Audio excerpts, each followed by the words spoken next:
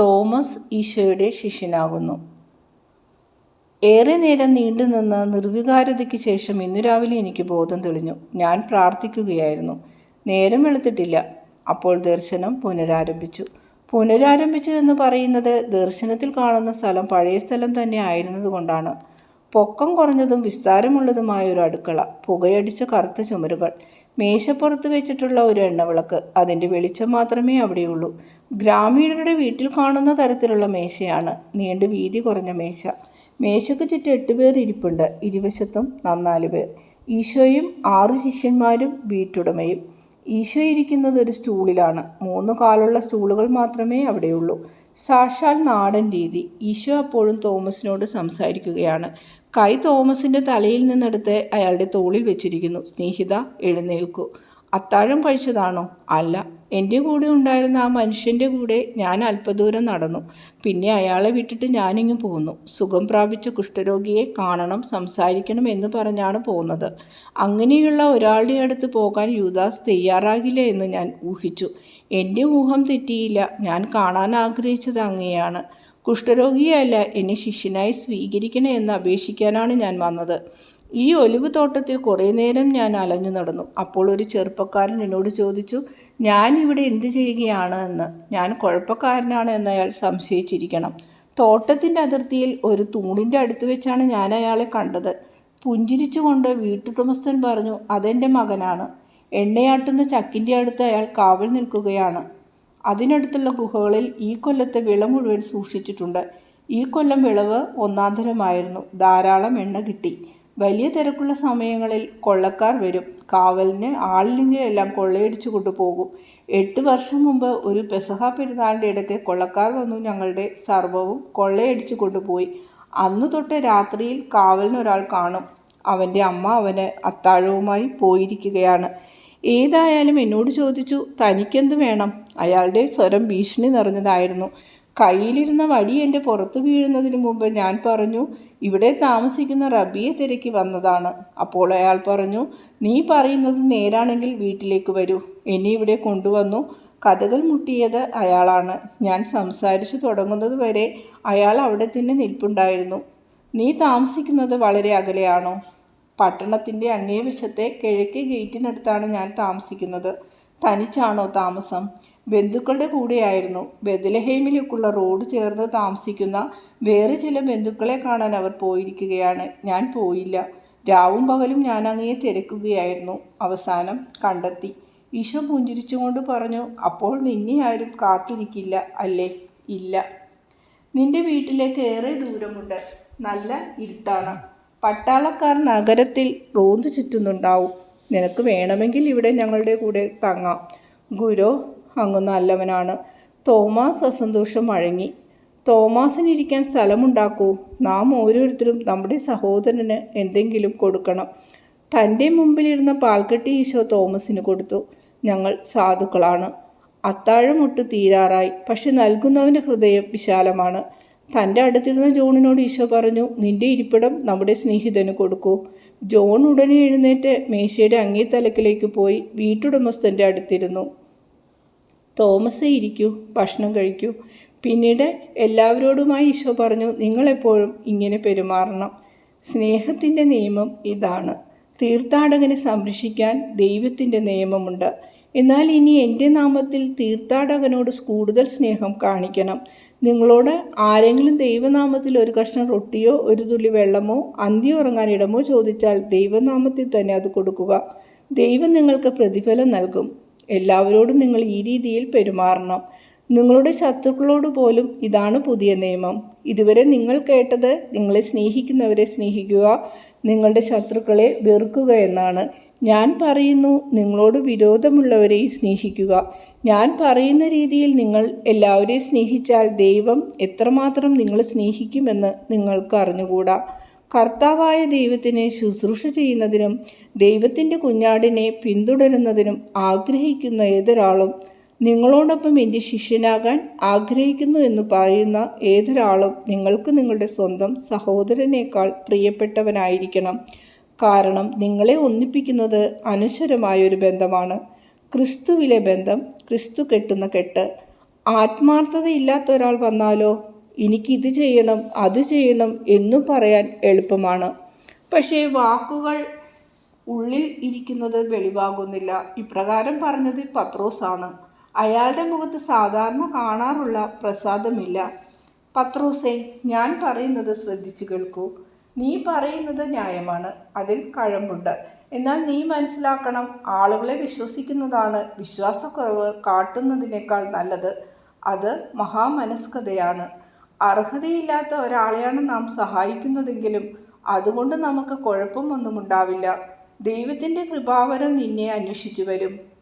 അനർഹമായി സഹായം നേടിയവനാട്ടെ നിന്നെ ചതിച്ചതിലുള്ള കുറ്റബോധം കൊണ്ട് ദുഃഖിക്കും. കുഴപ്പമൊന്നും ഇല്ലെന്നോ? പലപ്പോഴും അങ്ങനെയുള്ള ഒരാൾ കൃതജ്ഞത കാട്ടാത്തത് കൊണ്ട് മാത്രം തൃപ്തനാകില്ല. അയാൾ ഏറെ ദ്രോഹം ചെയ്യും. നമ്മുടെ സൽപ്പേരും ധനവും ജീവൻ തന്നെയും നശിപ്പിച്ചെന്ന് വരും. അത് ശരിയാണ്. പക്ഷെ നീ ചെയ്ത നന്മയുടെ മൂല്യം അതുകൊണ്ട് കുറയുകയില്ല.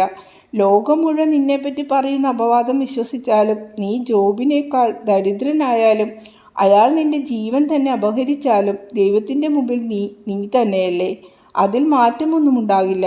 മാറ്റമുണ്ടായാൽ തന്നെ അതും നിന്റെ ഗുണത്തിനാണ്. മഹാമനസ്കതയ്ക്ക് പുറമെ നീ രക്തസാക്ഷിത്വം കൂടി വരിക്കുന്നു. അത് ബുദ്ധിപരമോ സാമ്പത്തികമോ ശാരീരികമോ ആകാം. എന്നാൽ അങ്ങനെയാകട്ടെ, അതായിരിക്കും ശരി. പത്രോസ് കൂടുതലായി ഒന്നും പറയുന്നില്ല. തലക്ക് കൈയും ഊന്നി മിണ്ടാതിരിക്കുകയാണ്. ഈശോ തോമസിനോട് പറഞ്ഞു, സ്നേഹിത, ഒലിവ് തോട്ടത്തിൽ വെച്ച് നേരത്തെ ഞാൻ പറഞ്ഞു നിനക്ക് വേണമെങ്കിൽ എൻ്റെ ശിഷ്യന്മാരിൽ ഒരാളാകാമെന്ന്. ഇപ്പോൾ ഞാൻ നിന്നോട് ചോദിക്കുന്നു, ഈശോയ്ക്ക് ഒരു ഉപകാരം ചെയ്യാൻ നീ തയ്യാറാണോ? തീർച്ചയായും. ഈ ഉപകാരം ചെയ്യുന്നതിന് നീ കുറേ ത്യാഗം സഹിക്കേണ്ടി വന്നാലോ? അങ്ങേക്ക് വേണ്ടി ചെയ്യുന്നതൊന്നും ത്യാഗമല്ല. എന്താണ് അങ്ങേക്ക് വേണ്ടത്? നിനക്ക് വല്ല ജോലിയും ഉണ്ടായിരിക്കാം. ഉപേക്ഷിക്കാൻ പ്രയാസമുള്ള സ്നേഹബന്ധങ്ങളും ഉണ്ടായിരിക്കാം. ഒന്നുമില്ല, എനിക്ക് അങ്ങുണ്ട്. എന്താണ് വേണ്ടത്? പറയൂ. പറയാം. നാളെ നേരം വെളുത്താലുടൻ ആ കുഷ്ഠരോഗി ശ്മശാനത്തിൽ നിന്നും പുറത്തു വരും. അയാൾക്ക് രോഗം ഭേദമായി എന്ന വിവരം പുരോഹിതനെ അറിയിക്കാൻ ആരെങ്കിലും വേണം. നീ രാവിലെ ശ്മശാനത്തിലെത്തണം. അതാണ് പരസ്നേഹം. നീ വിളിച്ചു പറയണം, ഇന്നലെ സുഖം പ്രാപിച്ച കുഷ്ഠരോഗി എവിടെ? പുറത്തേക്ക് വരൂ. ഇസ്രയേലിൻ്റെ രക്ഷകനായ നസ്രയേൽക്കാരൻ ഈശോയാണ് എന്നെ പറഞ്ഞയച്ചത്. നിന്നെ സുഖപ്പെടുത്തിയ ഈശോ. ജീവിച്ചിരിക്കുന്നെങ്കിലും മരിച്ചവരായ ആളുകളുടെ ലോകം എന്നെ അറിയട്ടെ. അവരുടെ ഹൃദയങ്ങൾ പ്രത്യാശ കൊണ്ട് ത്രസിക്കട്ടെ. പ്രത്യാശയ്ക്ക് പുറമെ വിശ്വാസമുള്ളവർ എൻ്റെ അടുത്ത് വരട്ടെ. ഞാൻ അവരെ സുഖപ്പെടുത്താം. വിശുദ്ധീകരണത്തിൻ്റെയും പുനരുദ്ധാനത്തിൻ്റെയും പ്രാഥമിക രൂപമാണ് രോഗശാന്തി. ഞാൻ വിശുദ്ധിയുടെയും പുനരുദ്ധാനത്തിൻ്റെയും കർത്താവാകുന്നു. ഇതിനേക്കാൾ വലിയ വിശുദ്ധി ഒരു ദിവസം ഞാൻ നൽകും. ഒരു ദിവസം. അടച്ചു മുദ്രവെച്ച കുഴിമാടങ്ങൾ അകത്തു കിടക്കുന്ന മരിച്ചവരെ പുറത്തേക്കെറിയും. കണ്ണില്ലാത്ത കൺകുഴികൾ കൊണ്ട് അവർ കാണും. പല്ലു മാത്രം അവശേഷിച്ച തലയോട്ടി കൊണ്ട് ചിരിക്കും. അണ്ഡകൂപത്തിൽ കഴിഞ്ഞിരുന്ന അവരുടെ ആത്മാക്കൾക്ക് മോചനം ലഭിച്ചതിൽ അവർ സന്തോഷിക്കും. വിദൂരമെങ്കിലും അസ്ഥികൂടങ്ങൾക്ക് പോലും ഗോചരമാകുന്ന ഒരു പ്രതിഭാസം. ഈ മോചനമോർത്ത് അവർ സന്തോഷിക്കും. ഈ ആനന്ദത്തിൻ്റെ കാരണം. പോകൂ, അവൻ നിന്റെ അടുത്ത് വരും. അവൻ പറയുന്നത് പോലെ നീ ചെയ്യണം. അവന് വേണ്ട സഹായവും ചെയ്തു കൊടുക്കണം. അവനെ നിന്റെ സ്വന്തം സഹോദരനായി കരുതണം. നീ അവനോട് പറയൂ, നീ പൂർണ്ണമായും സുഖം പ്രാപിച്ചു കഴിയുമ്പോൾ നമുക്കൊരുമിച്ച് യോർദാൻ നദിയുടെ കരയിലുള്ള വഴിയെ പോകാം. അങ്ങ് ടോക്കോക്കും എഫ്രൈനും അപ്പുറത്ത് പോകാം. അവിടെ നമ്മുടെ ഗുരുനാഥൻ ഈശോ നമ്മെ കാത്തിരിപ്പുണ്ട്. നാം ഗുരുവിന് വേണ്ടി എന്ത് ചെയ്യണമെന്ന് അവിടെ വെച്ച് ഗുരു പറയും. ഞാൻ അങ്ങനെ ചെയ്യാം. എൻ്റെ കൂടെ വന്ന യൂദാസിനെ പറ്റി ഒന്നും പറഞ്ഞില്ലല്ലോ. കറിയോത്തിൽ നിന്നും വന്ന ആളോ? അതെ, അയാൾ തന്നെ. ഞാൻ അയാൾക്ക് കൊടുത്ത ഉപദേശം ഇപ്പോഴും സാധുവാണ്. അയാൾ സ്വയം തീരുമാനിക്കട്ടെ, ആലോചിച്ച് തീരുമാനിക്കട്ടെ. നീ അയാളെ കാണാതിരിക്കാൻ ശ്രമിക്കൂ. ഞാൻ ആ കുഷ്ഠരോഗിയുടെ കൂടെ ആയിരിക്കും. കുഴിമാടങ്ങളുടെ താഴ്വരയിൽ കുഷ്ഠരോഗികൾ മാത്രമേ അലഞ്ഞു നടക്കാറുള്ളൂ. അവരോട് സഹതാപം തോന്നി അവരെ സഹായിക്കാൻ എത്തുന്നവരും. പത്രോസ് എന്തോ പിറുപിറുക്കുന്നുണ്ട്. ഈശോ അത് കേട്ടു. നിനക്ക് എന്തു പറ്റി പത്രോസേ? നീ ഒന്നുകിൽ പിറുപിറുക്കുന്നു, അല്ലെങ്കിൽ മിണ്ടാട്ടമേ ഇല്ല. നിനക്കൊരു തൃപ്തിയില്ലാത്തതുപോലെ തോന്നുന്നല്ലോ. കാരണം എന്താണ്? എനിക്ക് അതൃപ്തിയുണ്ട്. ഞങ്ങളാണ് ആദ്യം അങ്ങയുടെ ശിഷ്യന്മാരായത്. എങ്കിലും ഞങ്ങൾക്ക് വേണ്ടി അങ്ങ് ഒരു അത്ഭുതവും പ്രവർത്തിച്ചില്ല. ഞങ്ങളാണ് ആദ്യം അങ്ങയുടെ ശിഷ്യന്മാരായത്. എങ്കിലും അങ്ങയുടെ തൊട്ടടുത്തിരുത്തിയത് ഒരു അന്യനെയാണ്. ആദ്യ ശിഷ്യന്മാരായ ഞങ്ങളെ ഏൽപ്പിക്കാതെ ഒരു പുത്തൻകുറ്റുകാരനെയാണ് അങ്ങൊരു ജോലി ഏൽപ്പിച്ചിരിക്കുന്നത്. ഞങ്ങൾ ആദ്യം വന്നവരാണെങ്കിലും ഇപ്പോൾ എല്ലാവർക്കും പിറകിലായി. നദിയുടെ അടുത്തുള്ള വഴിയിൽ അവർ പ്രതീക്ഷിച്ചു നിൽക്കുന്നത് എന്തിനാണ്? അവരെ ഇനിയും ചില ജോലികൾ ഏൽപ്പിക്കാനാണ് അല്ലേ? എന്തുകൊണ്ടാണ് ഞങ്ങളെ ചുമതല ഒന്നും ഏൽപ്പിക്കാത്തത്? ഈശോ അയാളെ സൂക്ഷിച്ചു നോക്കി. ഈശോയ്ക്ക് കോപം വന്നില്ല. ഒരു ശിശുവിനെ എന്ന പോലെ പത്രോസിനെ നോക്കി ഗുരു പുഞ്ചിരിച്ചു. എഴുന്നേറ്റ് പത്രോസിൻ്റെ അടുത്ത് ചെന്ന് പുഞ്ചിരിച്ചുകൊണ്ട് ഈശോ പറഞ്ഞു, പത്രോസേ പത്രോസേ, പ്രായം ഇത്രയായെങ്കിലും നീയൊരു ശിശുവാണ്. പത്രോസിൻ്റെ അടുത്ത സീറ്റിൽ ഇരുന്നിരുന്ന ആൻഡ്രൂവിനോട് ഈശോ പറഞ്ഞു, നീ പോയി ഞാനിരുന്ന സ്റ്റൂളിൽ ഇരുന്നോളൂ. പത്രോസിൻ്റെ അടുത്ത സീറ്റിലിരുന്ന് അയാളുടെ തോളിൽ കൈയിട്ടുകൊണ്ട്, ഞാൻ നിന്നോട് നീതി കാട്ടുന്നില്ല എന്നു നിനക്ക് തോന്നുന്നു അല്ലേ? അത് ശരിയല്ല. നിങ്ങളുടെ വില എനിക്കറിയാം. അതിൻ്റെ തെളിവാണ് എൻ്റെ പെരുമാറ്റം. തെളിവ് വേണ്ടത് ആർക്കാണ്? ഇനിയും വേണ്ടത്ര വിശ്വാസമില്ലാത്തവനാണ്. നിങ്ങൾക്ക് എന്നിലുള്ള വിശ്വാസം അടിയുറച്ചതാണെന്നും എൻ്റെ അധികാരവും ശക്തിയും തെളിയിക്കേണ്ട ആവശ്യമില്ലെന്നും എനിക്കറിയാം. എന്നാൽ ജെറുസലേമിൽ തെളിവ് കൂടിയേ തീരൂ. എല്ലാത്തരം കൊള്ളരുതായ്മകളും ഈശ്വരനിഷേധവും രാഷ്ട്രീയവും കൊടുകുത്തി വാഴുന്ന സ്ഥലമാണത്. അവിടെ ആളുകളുടെ ആത്മാക്കൾക്ക് കാഴ്ച മിക്കവാറും നഷ്ടപ്പെട്ടിരുന്നു. തങ്ങളുടെ മുമ്പിൽ കൂടി കടന്നു പോകുന്ന വെളിച്ചം അവർ കാണുന്നില്ല. എന്നാൽ നമ്മുടെ മനോഹരമായ തടാകത്തിൻ്റെ തീരത്ത്, നിർമ്മലമായ ആകാശത്തിൻ്റെ കീഴിൽ, സത്യസന്ധരും സന്മനസ്സുള്ളവരുമായ ആളുകളുടെ ഇടയിൽ യാതൊരു തെളിവും വേണ്ട. നിങ്ങൾ അത്ഭുതങ്ങൾ കാണും. എന്നിൽ നിന്നും കൃപാവരം നിങ്ങളുടെ മേൽ പ്രവഹിക്കും. ഞാൻ നിങ്ങളെ എത്രമാത്രം വിലമതിക്കുന്നു എന്ന് ഓർത്തു നോക്കുവിൻ. നിങ്ങളെ പരീക്ഷിക്കാതെയും തെളിവില്ലാതെയും ഞാൻ അനുയായികളായി സ്വീകരിച്ചു. നിങ്ങൾ എങ്ങനെയുള്ളവരാണെന്ന് എനിക്കറിയാം. നിങ്ങൾ എനിക്ക് പ്രിയപ്പെട്ടവരാണ്, ഏറെ പ്രിയപ്പെട്ടവരാണ്, ഏറെ വിശ്വസ്തർ. പത്രോസിന് സന്തോഷമായി. ഗുരു, എന്നോട് ക്ഷമിക്കണം, ഞാൻ ക്ഷമിച്ചിരിക്കുന്നു. നിന്റെ മുഷടത്തം സ്നേഹത്തിൻ്റെ ലക്ഷണമാണെന്ന് എനിക്കറിയാം. എന്നാൽ ആരോടും അസൂയ പാടില്ല. നിന്റെ ഈശോയുടെ ഹൃദയം എന്താണെന്ന് നിനക്കറിയാമോ? നീ കടൽ കണ്ടിട്ടുണ്ടോ? സാക്ഷാൽ കടൽ എൻ്റെ ഹൃദയം. വിശാലമായ സമുദ്രത്തേക്കാൾ വിശാലമാണ്. അവിടെ എല്ലാവർക്കും സ്ഥലമുണ്ട്. മനുഷ്യവർഗത്തിന് അത്രയും സ്ഥലമുണ്ട്. ഏറ്റവും ചെറിയവനും ഏറ്റവും വലിയവനും ഒരുപോലെ സ്ഥലമുണ്ട്. നിഷ്കളങ്കനും പാപിയും അവിടെ സ്നേഹം കണ്ടെത്തുന്നു. തോമസിനെയും കുഷ്ഠരോഗിയായിരുന്നവനെയും ഞാൻ ഒരു ചുമതല ഏൽപ്പിക്കാൻ പോകുകയാണ്. അത് പാടില്ല എന്ന് പറയാൻ നിങ്ങളാരാണ്? ഞാനാണ് നിങ്ങളെ തിരഞ്ഞെടുത്തത്. നിങ്ങൾ സ്വയം നിങ്ങളെ തന്നെ തിരഞ്ഞെടുത്തതല്ല. നിങ്ങൾക്ക് എന്ത് ജോലി തരണം എന്ന് തീരുമാനിക്കാനുള്ള സ്വാതന്ത്ര്യം എനിക്കുണ്ട്. ഞാൻ അവരെ ഒരു ചുമതല ഏൽപ്പിച്ചാൽ അതിനെന്നോട് പരിഭവിക്കുന്നതെന്തിന്? അവരെ സംബന്ധിച്ചിടത്തോളം അതൊരു പരീക്ഷണമാകാം. യൂദാസ് കറിയോത്തേക്കും ആലോചിക്കാൻ ഏറെ സമയം കൊടുത്തത് അയാളോടുള്ള കാരുണ്യം കൊണ്ടാണ്. ഇതിനേക്കാൾ വലിയ ചുമതല നിങ്ങളെ ഏൽപ്പിക്കാൻ പോകുന്നില്ല എന്ന് നിങ്ങൾക്ക് എങ്ങനെ അറിയാം? നിങ്ങൾ എൻ്റെ കൂടെ വരൂ എന്നു പറയുന്നത് കേൾക്കാനല്ലേ ഏറ്റവും സുഖം? അതിൽ കവിഞ്ഞ് ഒരു ദൗത്യമുണ്ടോ? അങ്ങ് പറയുന്നത് ശരിയാണ്. എൻ്റെ തലക്കകത്ത് ഒന്നുമില്ല. എന്നോട് ക്ഷമിക്കൂ. എല്ലാം ക്ഷമിച്ചിരിക്കുന്നു. നിങ്ങളോട് എല്ലാവരോടും എനിക്ക് പറയാനുള്ളത് ഇതാണ്: ഒരിക്കലും കഴിവുകളെപ്പറ്റിയും സ്ഥാനമാനങ്ങളെപ്പറ്റിയും തർക്കിക്കരുത്. എനിക്ക് വേണമെങ്കിൽ ഒരു രാജാവായി ജനിക്കാമായിരുന്നു. പക്ഷേ ഒരു ദരിദ്രനായാണ് ഞാൻ ജനിച്ചത്. കാലിത്തൊഴുത്തിലായിരുന്നു ജനിച്ചത്. വേണമെങ്കിൽ എനിക്ക് ധനവാനാകാമായിരുന്നു. പക്ഷേ ഞാൻ പണിയെടുത്ത് ജീവിച്ചു. ഇപ്പോൾ മറ്റുള്ളവരുടെ ഔദാര്യം കൊണ്ട് ജീവിക്കുന്നു. എങ്കിലും സ്നേഹിതന്മാരെ, സത്യമായി നിങ്ങളോട് ഞാൻ പറയുന്നു, ദൈവത്തിൻ്റെ ദൃഷ്ടിയിൽ എന്നേക്കാൾ വലിയവനായി ആരുമില്ല. ഇവിടെ നിങ്ങളുടെ മുമ്പിൽ നിൽക്കുന്ന മനുഷ്യരുടെ ഈ ദാസൻ ഇവനേക്കാൾ വലിയവനായി ആരുമില്ല. അങ്ങ് ദാസനോ? ഒരിക്കലുമല്ല. എന്തുകൊണ്ട് ദാസനായി കൂടാ? ഞാൻ അങ്ങയുടെ ദാസനായിരിക്കും. ഒരമ്മ തൻ്റെ കുഞ്ഞിനെ ശുശ്രൂഷിക്കുന്നത് പോലെ നീ എന്നെ ശുശ്രൂഷിച്ചാലും ഞാൻ വന്നത് മനുഷ്യനെ സേവിക്കാനാണ് എന്ന വസ്തുത നിലനിൽക്കുന്നു. ഞാൻ മനുഷ്യൻ്റെ രക്ഷകനായിരിക്കും. അതിനേക്കാൾ വലിയ സേവനമില്ലല്ലോ. ഗുരു അങ്ങെല്ലാം വിശദമാക്കുന്നു. അവ്യക്തമായിരുന്നത് ഇപ്പോൾ വളരെ വ്യക്തമായി. നിനക്കിപ്പോൾ സന്തോഷമായോ പത്രോസേ?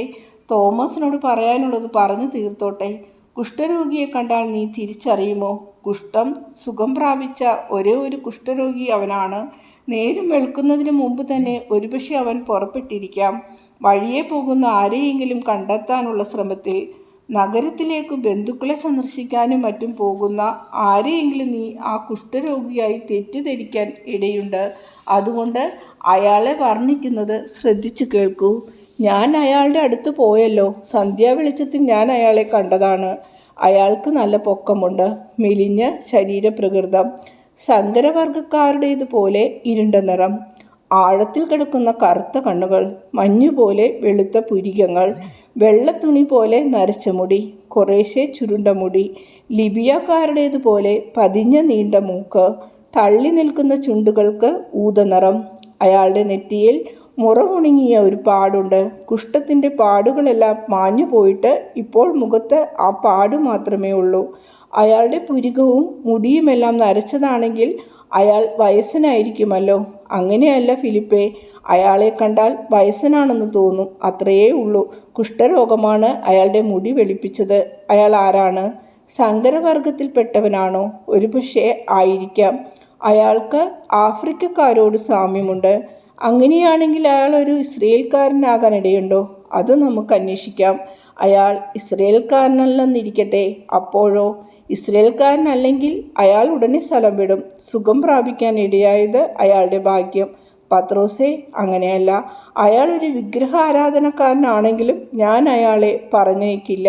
മിശിഹ വന്നിരിക്കുന്നത് എല്ലാവർക്കും വേണ്ടിയാണ്. ഞാൻ സത്യമായി നിങ്ങളോട് പറയുന്നു, ഇപ്പോൾ ഇരുട്ടിൽ കഴിയുന്ന ജനം പ്രകാശത്തിൻ്റെ ജനമായ ഇസ്രയേലിൻ്റെ സന്തതികളെ കീഴടക്കും. ഈശോ നെടുവീർപ്പിട്ടു. എഴുന്നേറ്റ് നിന്ന് ഒരു സ്തോത്രഗീതം പാടി പിതാവിന് നന്ദി പറഞ്ഞു. എല്ലാവരെയും അനുഗ്രഹിച്ചു.